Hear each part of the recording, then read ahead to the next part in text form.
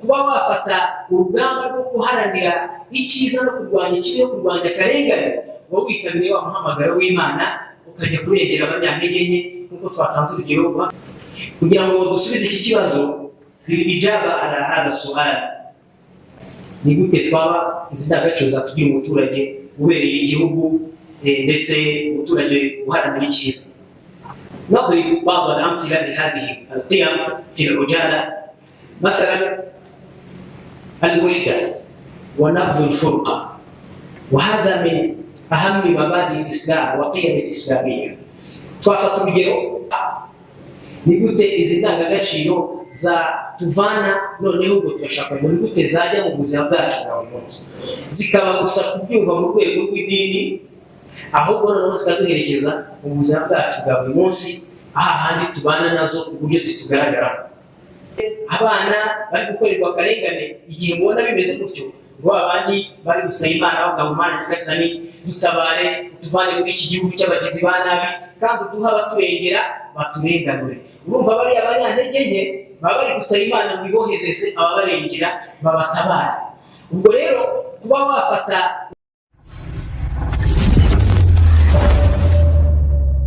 nako nkubwira ko dufite amarange meza muri Life Paints.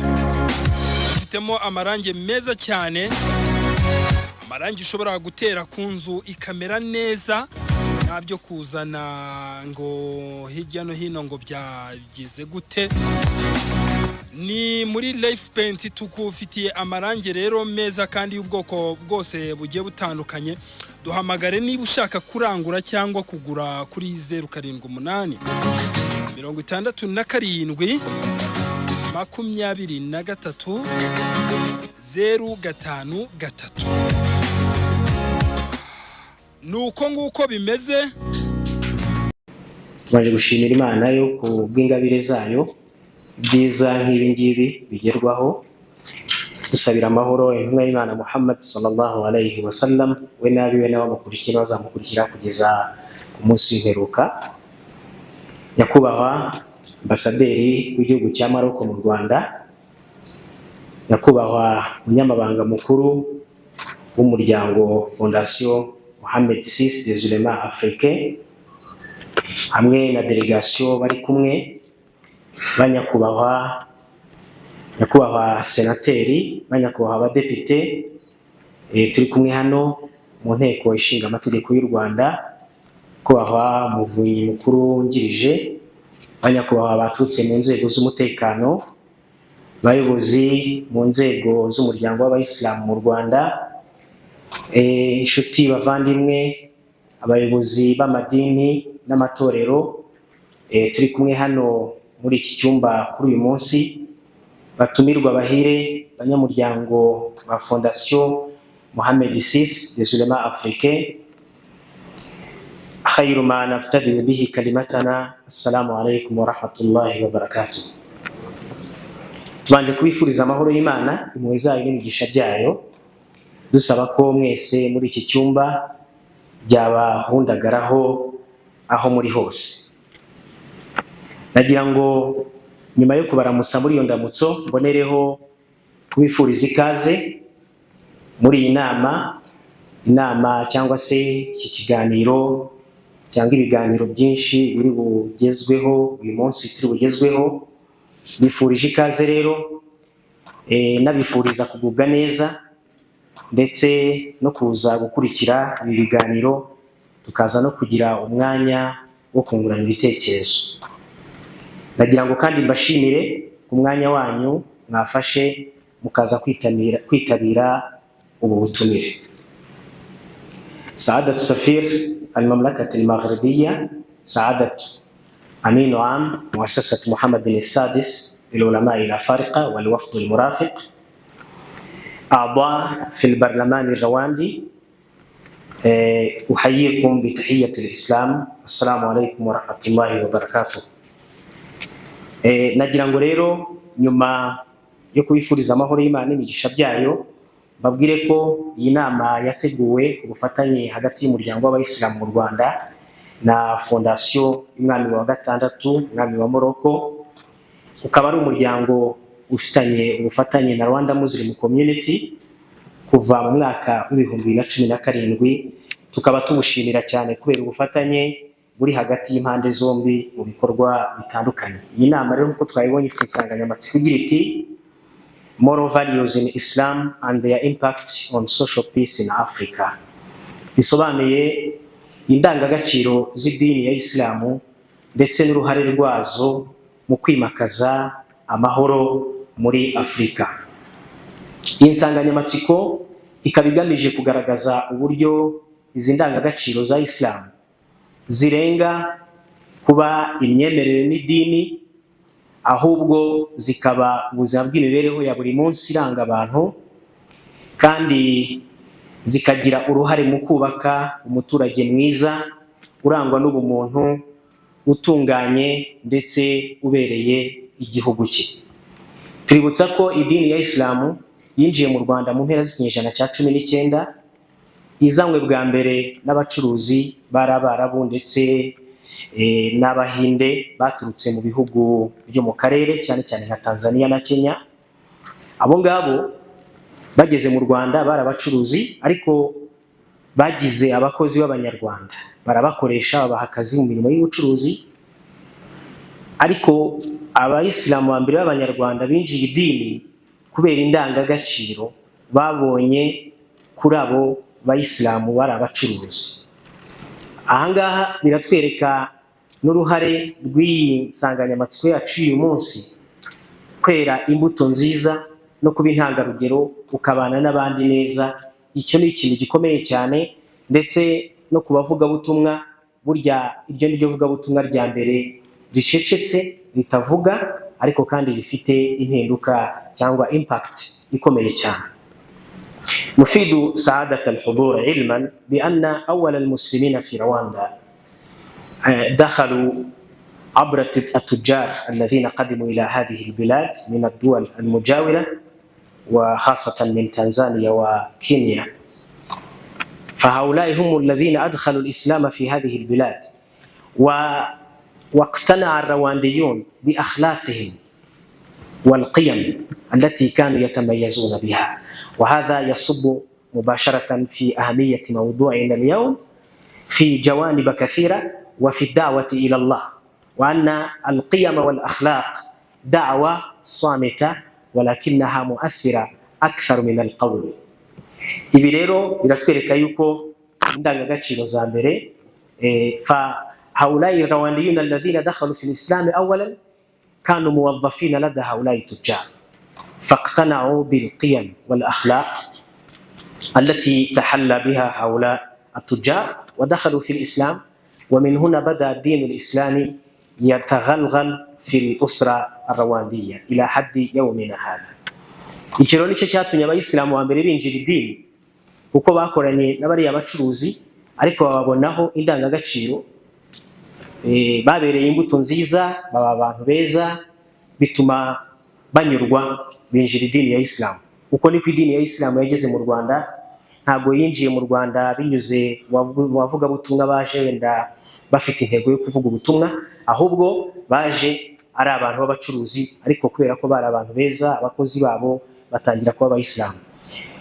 Uyu munsi wa none turabizi, iyo uhuye n'umuntu akenshi umubajije ngo wabaye mu Isilamu gute, akubwira ati nakoranye na kanaka, nabanye na kanaka, turaziranye. Ubwo rero ibyo ngibyo bituma bigaragaza akamaro k'indangagaciro, akamaro k'imico myiza, ari nayo nsanganyamatsiko yacu uyu munsi.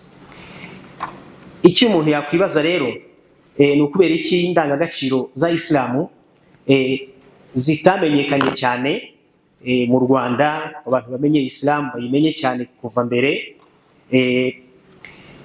Impamvu yabyo ni uko amateka y'igihugu cyacu yagaragaje yuko abayisilamu bagiye bahezwa, bahuye n'ihezwa n'itotezwa mu buryo butandukanye kandi bufatika. Muri byo abayisilamu ba mbere bahuye n'ibibazo byo kuba barasabwaga gutura mu mabereshi cyangwa se inkambi zari umwihariko wabo. Ibyo byatangiye mu mwaka wa 1925 kugeza mu 1962. ubwo u Rwanda rwari rubonye ubwigenge. Iyo myaka 37 izo nkambi zamaze nayo mabereshi, birumvikana ababagamo babaga bari mu kato, ndetse byari bifite amabwiriza. Hari iteka ryari rihari ryashyizweho riteganya ko umuntu uba muri izo nkambi cyangwa muri ayo mabereshi atemerewe kuvamo ngo ajye kwivanga n'abandi adafite Islam. Nabo ntibari bemerewe kuza kwinjiramo badafite ibyangombwa byanditse, ndetse nanone abari batuye muri izo nkambi ntabwo bari bemerewe gukora imirimo y'ubuhinzi n'ubworozi. Kandi murabizi ko muri icyo gihe mu Rwanda b'icyo gihe cyane cyane imibereho n'ubukungu n'iterambere byari bishingiye ku buhinzi n'ubworozi. Ngo bisobanuye yuko guheza muri izo ngeri zombi bisobanuye yuko byari akato n'ihezwa rikomeye cyane mu buzima bwa buri munsi. Ayo mabereshi niyo yabyaye iriya migi yiganjemo abayisilamu tubona, za Rwamagana, za Nyamirambo, za Musanze mu ibereshi, n'ubundi niko hitwa, za Bugarama, za Kamembe. Aho hose buriya kuba hari ubwiganze bw'abayisilamu nyine byatangiye muri ya mabereshi aho bari barashyizwe mu kato, ubwo birangira nyine bahabaye muri ubwo buzima. Ubwo rero birumvikana abo bantu bari bameze gutyo, ntabwo indangagaciro z'idini yabo zari kumenyekana, kubera yuko babafataga nk'abaswayire, babafataga nk'abantu batari abanyagihugu, ndetse baratotejwe mu mashuri bagahezwa ntibige. Ariko nyuma yuko abari ingabo za RPA Inkotanyi bari bayobowe na nyakubahwa Perezida wa Repubulika Paul Kagame babohoye igihugu cyacu, bakanahagarika jenoside yakorewe Abatutsi mu 1994, tunabashimira cyane ku isonga nyakubahwa Perezida wa Repubulika Paul Kagame wimakaje imiyoborere myiza yagize inyungu zageze ku banyarwanda twese nta n'umwe usigaye. Imiyoborere myiza idaheza, nta vangura. Ubu natwe abayisilamu twubahirwa imyemerere yacu, ntawe ukitwa umuswayire, turi abanyarwanda nk'abandi, abana bacu bariga, dufite abayobozi mu nzego zitandukanye batanga umusanzu wo kubaka igihugu bafatanyije n'abandi banyarwanda. Ndetse no mu rwego rw'imyemerere dufite agaciro kanashimangirwa nk'ingero zifatika kuba dufite iminsi mikuru y'ikiruhuko rusange y'idini ya Islam.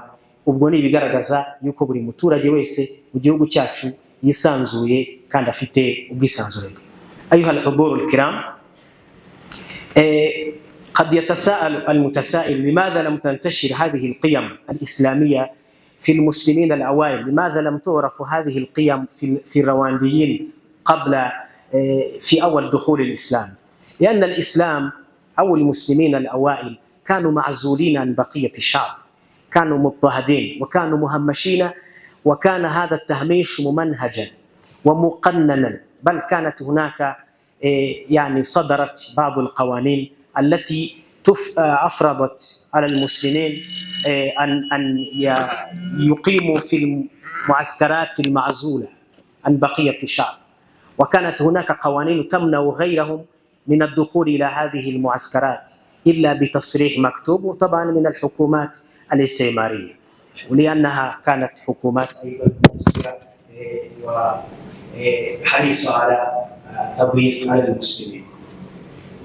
ولكن بفضل من الله تعالى ثم بقيادة حكيمة من هذه الحكومة الرواندية الحالية التي حكمت البلاد بعد إيقاف الإبادة الجماعية بقيادة فخامة رئيس بول كاغامي، الرئيس الذي يعدل بين المواطنين دون أي تمييز ومنهم المسلمون، فأصبح المسلمون معترفين لهم حقوق ما لغيرهم من المواطنين، وأصبحوا يمارسون الدعوة إلى الله وأيضا ينشرون هذه القيم الإسلامية، ومن هنا بدأ الإسلام ينتشر في رواندا. ونشكر هذه القيادة الحكيمة، والمسلمين الحمد لله يتمتعون بحرية التعلم وحرية التوظيف، فيوجد المسلمون الآن في المناصب العالية في البلد، ويوجد المسلمون في جميع القطاعات الحكومية والعامة، وهذا بفضل من الله أولا، ثم بقيادة حكيمة من فخامة الرئيس كاغامي الذي وحد المواطنين وأيضا منحهم جميع حقوقهم دون تمييز. nanone ikindi twakwibaza, ese ni gute izi ndangagaciro zishobora kurenga kuba idini. Kuko iyo tuvuze ngo al-qiyam al-islami cyangwa moral values in Islam, umuntu ashobora kumva wenda akavuga ati ni ukubera ko ari iby'ubuyisilamu gusa, ariko se izi ndangagaciro ni gute zava mu buzima bwacu? Fakaifa tanquluna hadhihi al-qiyam min kauniha qiyaman diniya ila wa tanquluna ila al-muwatin as-salih alladhi yasluhu lil-watani wa sha'b. Ni gute izi ndangagaciro za tuvana noneho ubwo turashaka ngo ni gute zajya mu buzima bwacu bwa buri munsi, zikaba gusa kubyumva mu rwego rw'idini, ahubwo noneho zikaduherekeza mu buzima bwacu bwa buri munsi, ahandi tubana nazo uburyo zitugaragara. Kugira ngo dusubize iki kibazo, ijaba ala hada sual ay kayfa tanquluna hadhihi al-qiyam min ad-din min kauniha qiyaman diniya ila al-muwatin as-salih. Ni gute twaba izi ndangagaciro zatugira umuturage ubereye igihugu ndetse umuturage uharanira icyiza. نضرب بعض الأمثلة لهذه القيم في العجالة. مثلا الوحدة ونبذ الفرقة، وهذا من أهم مبادئ الإسلام وقيم الإسلامية. twafata urugero rw'indangagaciro y'ubumwe no kwanga amakimbirane no kuyirinda n'amacakubiri ya yose. Iyo ni indangagaciro y'ukwemera kwacu, ariko inatugira umuturage mwiza. dufite imirongo myinshi, hunaka ayatun kathira la yasahu al-maqam bi dhikriha walakinakum tafhamuna hadhihi al-ayat minha qawluhu ta'ala wa atasimu bihablillahi jami'an wa la tafarraqu. Imirongo ni myinshi muri Qur'an, ntabwo umwanya wabyemera, ariko urugero gusa umurongo umwe Imana ivuga ngo mufatane urunana n'ubu turabyumva kandi muramenye ntimuzatatane. Urumva iyo ni indangagaciro y'ukwemera, ariko birarangiza ikatugira umuturage mwiza, kuko tuzi ko ubumwe bw'Abanyarwanda ni inkingi nyamukuru yubakiyeho igihugu cyacu n'imiyoborere yacu, nk'uko nyakubahwa Perezida wa Repubulika yavuze ngo twahisemo kuba umwe. Ubwo rero ibyo birumvikana yuko iyo ndangagaciro yakugira n'umuturage mwiza. Indangagaciro ya kabiri nanone al-amru bil ma'ruf wa nahyu anil munkar, gushyigikira ariko mbere y'ibyo ngibyo kuba ndi umunyarwanda tukaba bamwe n'igihugu cyacu. Iyo turebye muri Qur'an, mu mirongo wadusomeye Qur'an dutangiza dusomeye, Imana yaravuze iti ya ayuha nasu inna khalaqnakum min dhakarin wa untha, yemwe bantu twabaremye tubavanye ku muntu umwe ariwe Adamu n'umugore ariwe Eva, hanyuma turangije wajalnakum shu'uban wa qaba'ila lita'arafu, turangije tubashyiramo abaturage b'ibihugu byinshi. Iryo jambo ash'ur bisobanuye citizen, bisobanuye abaturage b'ibihugu. Wa qaba'il, muri abo baturage none hakazamo amoko babarizwamo, ibyiciro babarizwamo, ariko Imana yabikoze ngo lita'arafu, kugira ngo mumenyane. Uyu murongo rero ukamugaragaza yuko harimo kugaragaza yuko burya abantu Imana niyo yatugeneye ibihugu. nanone iyo turebye neza, wa idha nazarna ila da'wati al-anbiya wal mursalin fa innahum kanu ya'tarifuna bi awtanihim wa lam yakunu yatabarra'una min hadhihi al-awtan bal wa aqwamihim. ولذلك سنجد في آيات كثيرة في القرآن الكريم حيث يقول الله تعالى قال يا قوم أرأيتم إن كنت على بينة إلى آخر الآية. قال يا قوم هؤلاء بنات، وهذا في شأن لوط عليه السلام. قال يا قوم ما لي أدعوكم، قال يا قوم ليس بي ضلال، قال يا قوم ادخلوا الأرض المقدسة، قال يا قوم اعبدوا الله ما لكم من إله غيره. ثم أيضا أثبت القرآن الأخوة بين الأنبياء وأقوامهم، فقال الله تعالى وإلى مدين أخاهم شعيبا، وأيضا وإلى عاد أخاهم هودا، وأيضا وإلى ثمود أخاهم صالحا. فأثبتت هذه الآيات القرآنية القومية والأخوة بين الأنبياء وأقوامهم، وهذا يدل على أن من حقنا أن ننتمي إلى أوطاننا وإلى بلداننا، وألا نتبرأ من أقوامنا وأوطاننا وإن افترقت عقائدنا وأدياننا، ولكن تجمعنا هذه الأوطان والقيم. تلاقي بالقرآن imirongo nsomye igaragaza n'ibintu bibiri mu ncamake. Aho intumwa z'Imana n'abahanuzi b'Imana batigeze bitandukanye n'ibihugu byabo n'abaturage b'ibyo bihugu. Ngo bisobanuye ngo idini waba ufite yose ugomba gukomera ku gihugu cyawe ndetse n'abanyagihugu bene wanyu. Niyo mpamvu Qur'an iraho kandi iravuga ngo intumwa z'Imana zakoresheje ijambo wasanga muri Qur'an inshuro nyinshi cyane. Zivuga ngo iyo yajyaga kubabwiriza ubutumwa yahera jambo qala ya qawmi, yemwe bantu banjye, yemwe bene wacu. Icyo cyumvikana iryo sano yabanzaga gushinga. Nanone ahandi Imana iratubwira ngo waila madiyana akhahum shuaiba. Qur'an hano irashimangira cyitwa ubuvandimwe. Kandi iravuga ngo umujyi witwa Madiyana Imana yoherejeyo umuvandimwe wabo.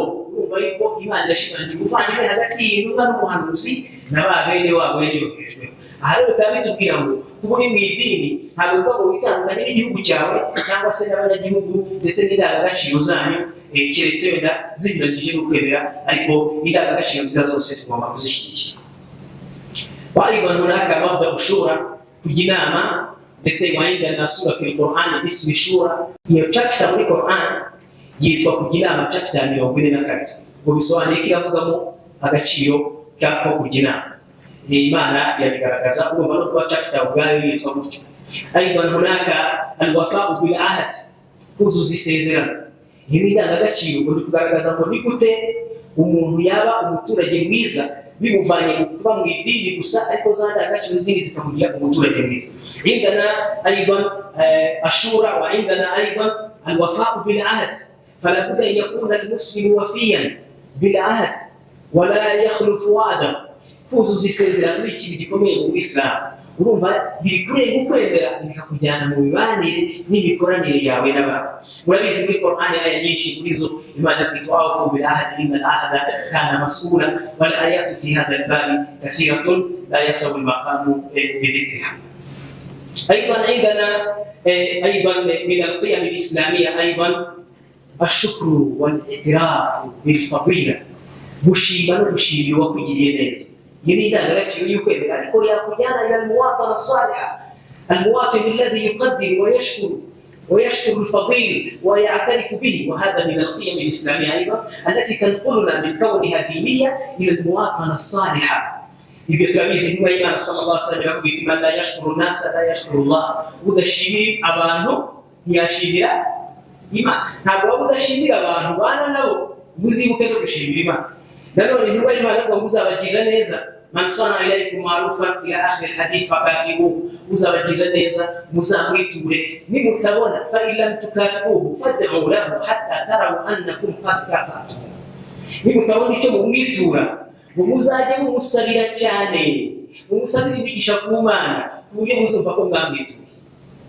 Ibi ndangagaciro yakuvana mu kwemera gusa ikagushyira mu buzima bwa buri munsi. Wa aidan من هذه القيم أيضا حب الوطن والدفاع عنه إذا هاجمه العدو. nanone dufite gukunda igihugu no kukirwanira igihe no kukitangira igihe gitewe, igihe kigiriwe nabi.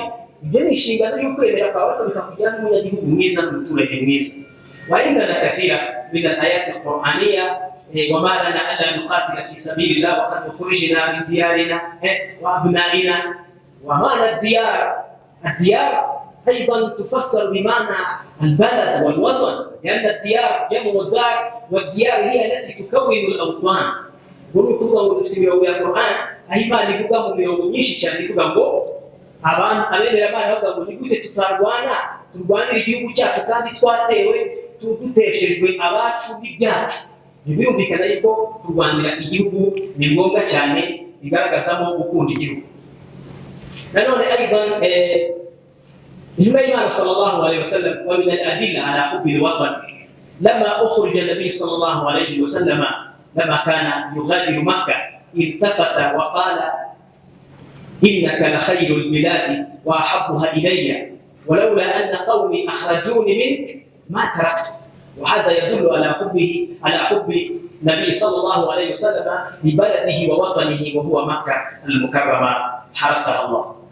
إنما إيمان أبو يريد كمين ivangwa mu mujyi wa Maka, urumva niho yavukiye, hari igihugu cye yarahindukiye. Ndifuza ko ikintu cyumva neza, intumwa y'Imana yarahindukiye, umva barayiciye barayirukanye, ariko imaze guta umujyi wayo yarahindukiye areba inyuma, amaso ajenga Mariya aravuga ati wowe Maka uri igihugu cyanjye kandi nkunda, niyo bitaza kuba ari bene wacu bakunyirukanyemo sinari kuzatura ahandi, sinari kuzakureka. Ibyo ni ibimenyetso simusiga bigaragaza yuko gukunda igihugu ari inshingano yacu y'umwemeramana, ariko bikaza no kutugira abaturage mwiza. Wa aidan min al-qiyam al-adl wa aidan mukafahatu al-fasad wal-rishwa, harimo no kurwanya ruswa, akarengane. ibyo ngibyo nk'uko tubizi, warada fi hadithi sahih anna nabiy sallallahu alaihi wasallam qala la'ana rasulullah sallallahu alaihi wasallam ar-rashi wal-murtashi wa fi riwaya war-ra'ish bainahuma. Intumwa y'Imana yatubwira ngo buri nyigisho yo kurwanya ruswa turabizi ni ikibazo kibangamira imibereho y'abantu, ariko inyigisho y'intumwa y'Imana avuga ngo intumwa y'Imana yasabiye imivumo umuntu utanga ruswa n'uyakira n'umuhuza wa ruswa. Buriya hariho abandi biyita abakomisiyoneri baba bari hagati, abo ngabo nabo bari mu mivumo y'Imana. Nagira ngo nayibutse inshuti cyane hano yuko izi ndangagaciro zimaze imyaka 450 zanditse zihari. Izo ni ndangagaciro Isilamu yashimangiye, ubutumwa bwayo bukaba bumaze iyo myaka irenga iyo ngiyo. Ariko min al-qiyam al-islamiyya twavuga gukorera mu mucyo no kubazwa inshingano. Twatanga urugero rw'umuyobozi Khalifa Umar radiyallahu anhu amirul mu'minin washyizeho indangagaciro zimaze imyaka mu miyoborere. Ibyo bintu kandi bimaze imyaka 380 bihari, ariko nagira ngo babwire yuko izo ndangagaciro ugiye kuzireba yasabaga abayobozi, bari umuyobozi mukuru yewe wari mukuru nk'umuyobozi w'igihugu.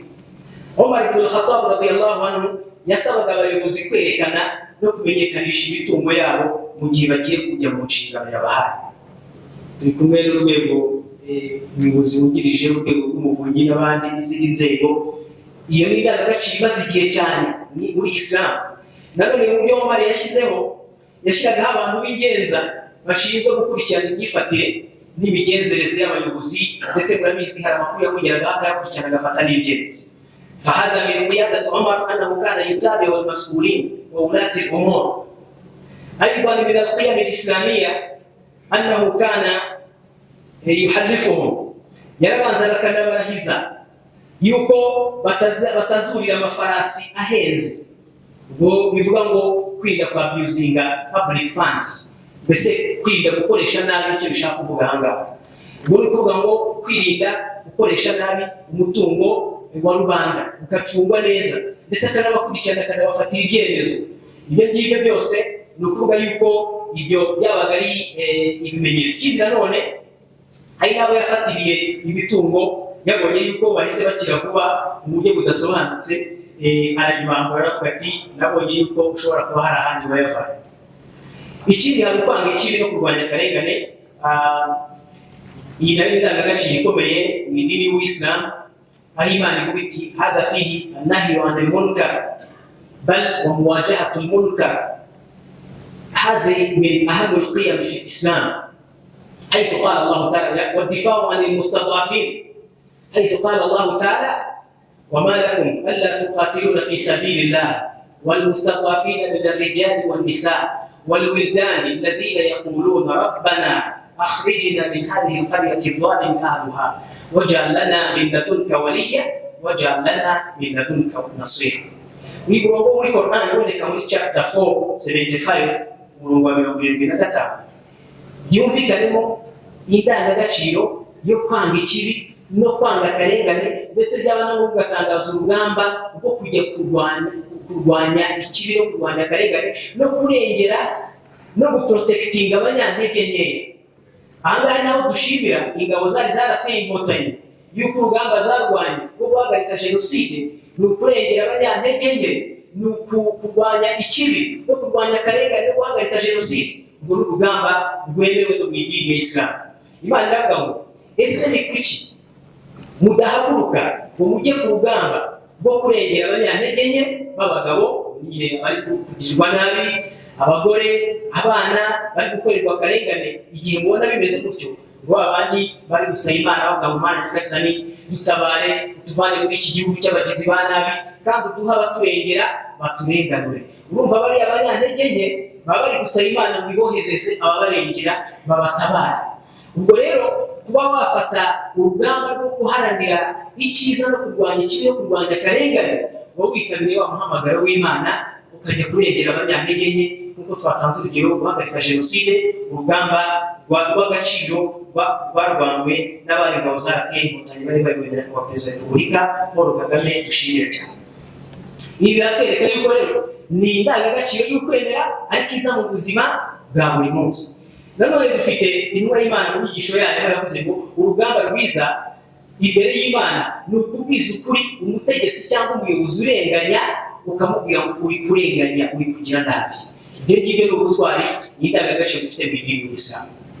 Iyi ndangagaciro yo kwanga ikibi bavandimwe n'ubutwari bwo kurwanya akarengane nibyo byanatumye tugira Abanyarwanda b'abarinzi b'igihango mu gihugu cyacu, kubera ibikorwa by'ubutwari no kwanga ikibi byabaranze mu gihe cya jenoside yakorewe Abatutsi mu 1994, bakiyemeza kurokora Abatutsi bahigwaga.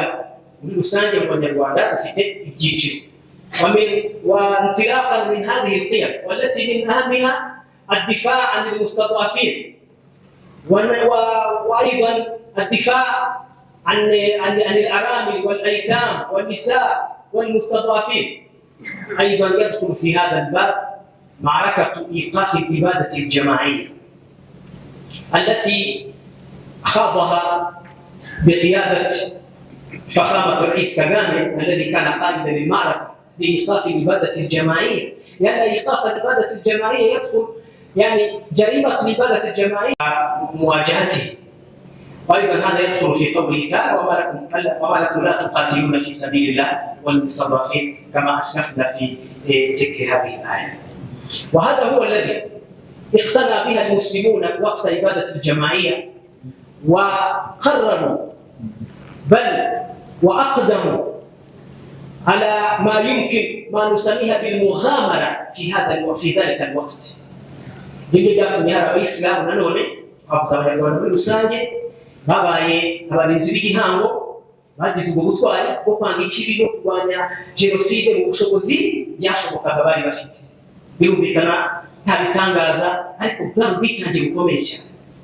Ibyo rero nabyo byatumye mu buryo bw'umwihariko ba'abdul muslimin, bamwe mu Bayisilamu tuzi baranzwe indangagaciro by'umwihariko harimo n'Abayisilamu bo mu mujyi mu karere ka Rwamagana ahantu bita Imabare.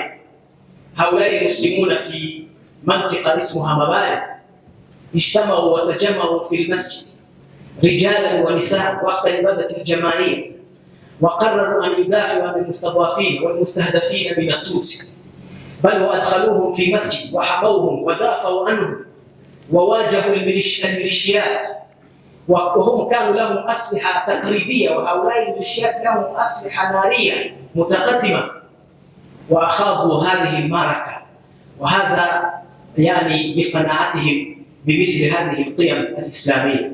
bari Abayisilamu b'Imabare mu ncamake nuko bishyize hamwe ku musigiti, abagabo n'abagore bafata amabuye bandi intwaro za gakondo mu gihe cya jenoside, biyemeza kurinda Abatutsi bari bari aho ngaho.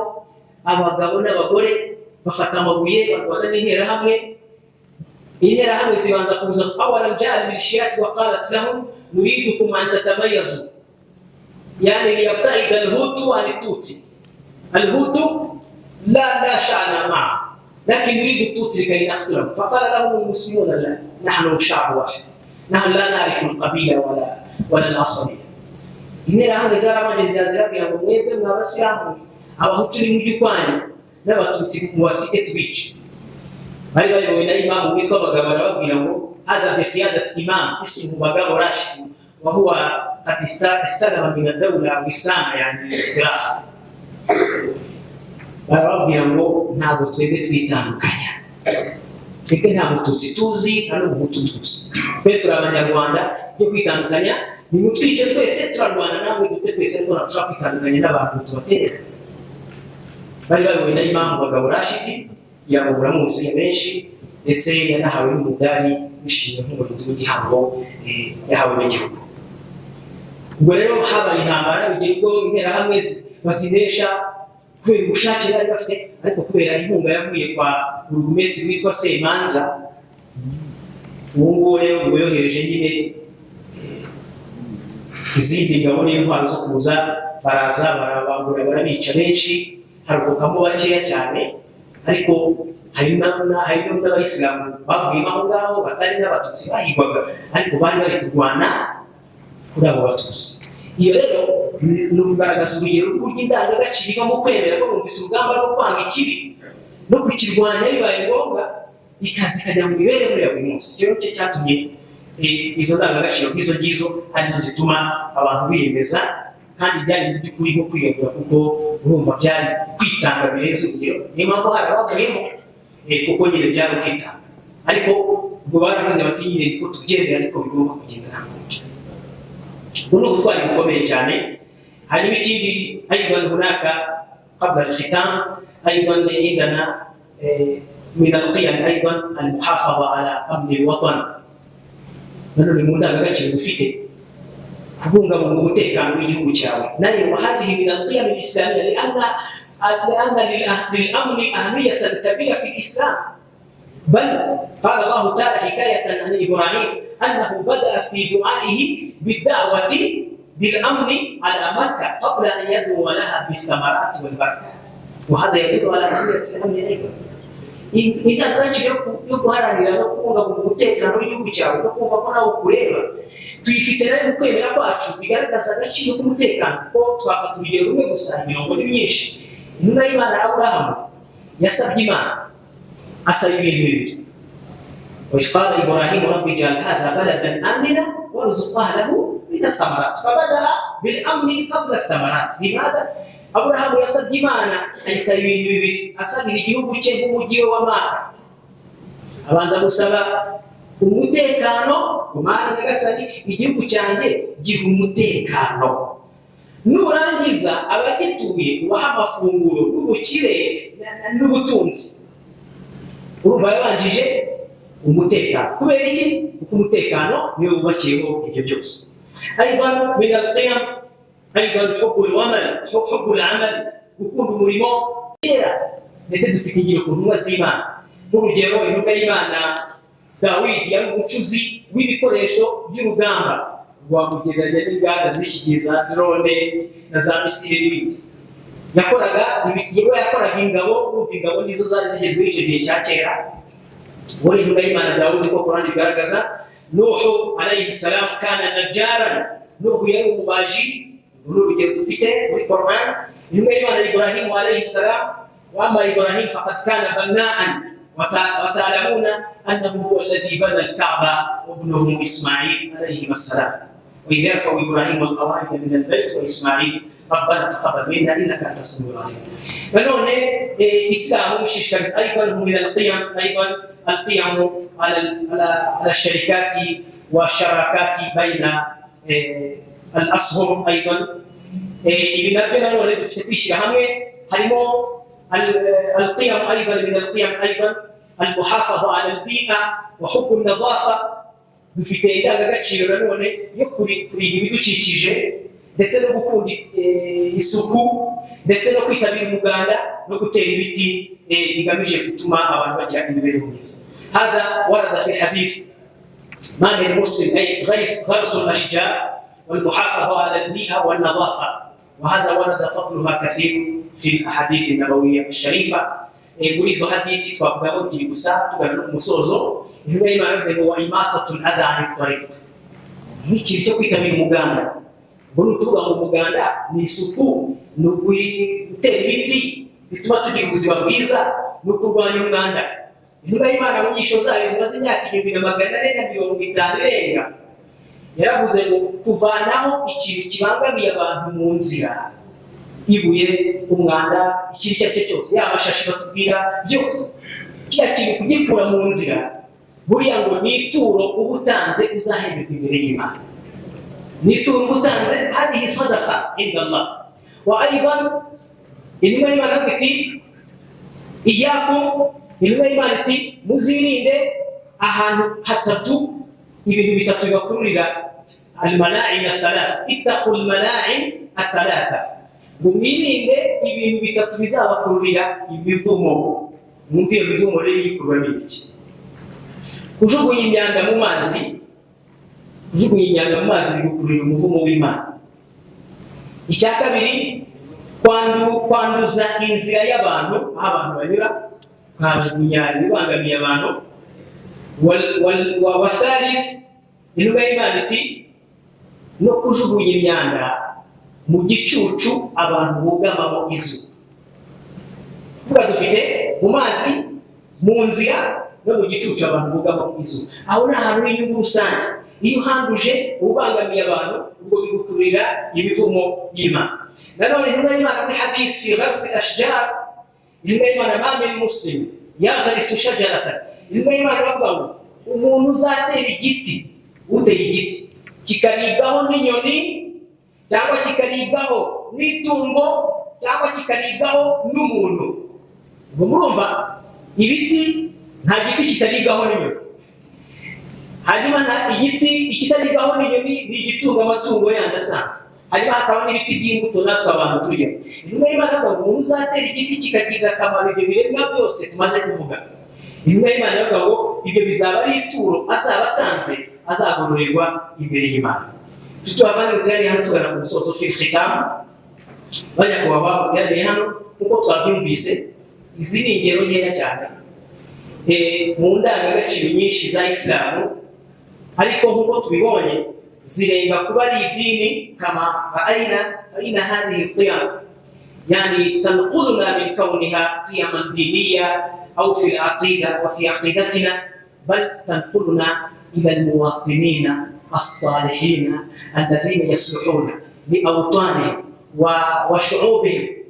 Kuko tuzumvise izindangagaciro, icyo zigamije ni kutuvana mu kuba indangagaciro z'ukwemera gusa, zikatujyana noneho mu kuba abaturage, abanyagihugu beza babereye igihugu, bagikunda kikabakunda, bakakibanira neza, bakakibera abaturage beza. Bityo rero nagira ngo nongere kibangire yuko nta dini n'imwe idafite indangagaciro nziza. Amadini atandukanye agira indangagaciro zitandukanye, ariko amadini yose afite ubutumwa ahuriyeho bwo guhamagarira abantu ibyiza muri rusange no gukunda icyiza no gukunda izo ndangagaciro. Ariko ingero twatanze muri Islam ziragaragaza uburyo hari umwihariko. Ikindi nanone umuyisilamu mwiza agomba kuba umuturage mwiza urangwa no gukunda igihugu, agaharanira kugambanira umutekano wacyo, kuko ni icyaha gikomeye imbere y'Imana nk'uko twabibonye. Mu gusoza nongera kubashimira uyu mwanya mwatanze mukaza kwitabira iki kiganiro cyangwa iyi nama no gukurikira ubutumwa. Nkaba mboneyeho gutangiza mugaragaro iyi nama yacu, bifuriza kugira inama nziza ndetse no kunogerwa n'ibiganiro byiza byateguwe. وانتهز هذه الفرصة لأعلن رسميا عن افتتاح أعمال هذه الندوة العلمية الدولية، وأتمنى لها دوام التوفيق والسداد. وبارك الله فيكم. السلام عليكم ورحمة الله وبركاته.